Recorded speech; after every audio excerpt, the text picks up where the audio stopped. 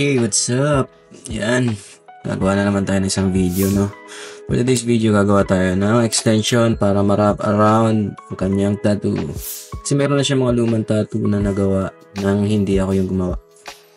Kaya, shoutout sa unang artist nito. And tara, let's go. Samahan niyo ako sa video na to. Bali dito, ang gagawin natin ngayon dito is isang templo.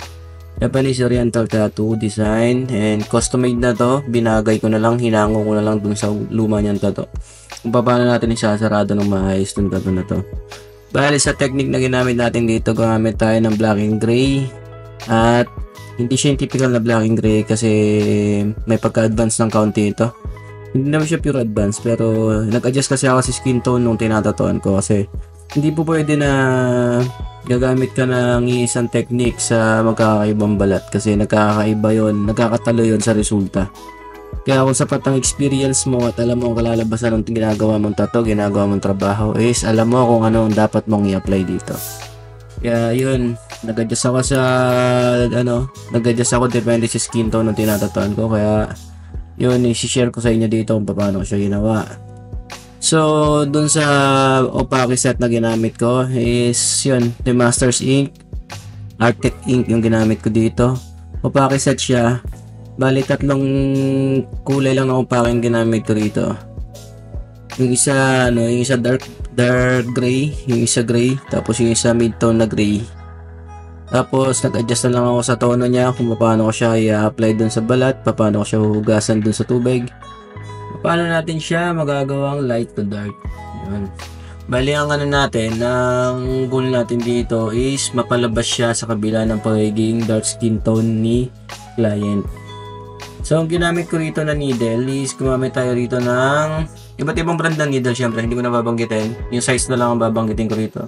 Bali ang ginamit kong needle dito is 9RS, 9RL, 5RL at saka RM, which is ang 15RM tsaka 9M1. Yun yung mga iba't ibang needle na ginamit ko rito. Kung mapapansin niyo yung paligid ng temple is naka-freehand siya. Kasi ngayon nga, binasi ko nga siya doon sa space na natitira doon sa ginawa ng lumang artist. Bali yung temple is naka-stencil yan kasi syempre iniingatan ko na ma-sacrifice yung detalye. Hanggat maaari kasi sa temple, mas gusto natin na ma-emphasize yung mga detalye ng temple. At maaari gusto natin nakikita yun.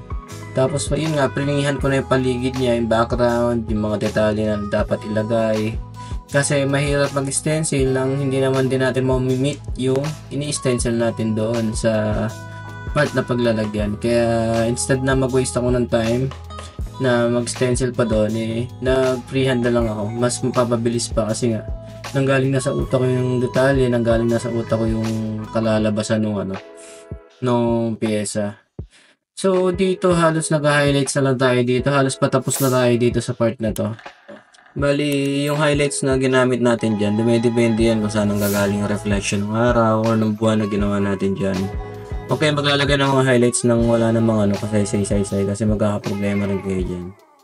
So dito, sa kabilang part na tayo, nakita nyo, frinihan ko lang din siya. Gumawa lang ako ng falls, tapos mga bushes sa baba para mabuo lang natin yung niya. And mga ilang part ng trees do sa gilid. Parang mga lang siya, mga silhouette lang. Creativity ang pairalin nyo kapag gumawa kayo ng mga ganito. Yung mga extension na lang, yung mga finishing touch na lang ng isang part or isang piece. Yung medyo pang pang patapos na lang na area ng isang tattoo. Mas maganda to, mas may improve natin yung ganito natin, yung skill natin na ganito kapag madalas tayo nagdo-drawing or tumitingin ng mga dot designs. Mas may mas may improve natin yung imagination natin pagdating sa mga ganitong pyesa. So ayan, hanggang dito na lang yung video natin. Sana na-enjoy niyo yung video natin. And hopefully makagawa pa tayo ng maraming oriental kasi sobrang nami-miss kong gumawa ng mga oriental. Sana may natutunan kayo. Sa lahat ng gusto magpatato, pwede nyo akong message nyo ako sa FB page GMTTV. Pwede nyo rin ako message sa aking FB page na isa na nakabase sa Pinas, which is GM Tattoo. Yan, pakifollow na rin ako sa aking TikTok account. Yan, sa aking mga Facebook page. Pwede nyo rin ako message sa aking dalawang personal account na ng Facebook which is ang Peter Joseph saka Peter Joseph August. Yan. May YouTube channel din tayo, JM Tattoo TV. Yan. Salamat sa walang sama pong suporta mga tol. Iningat kayo palagi. God bless. Bye.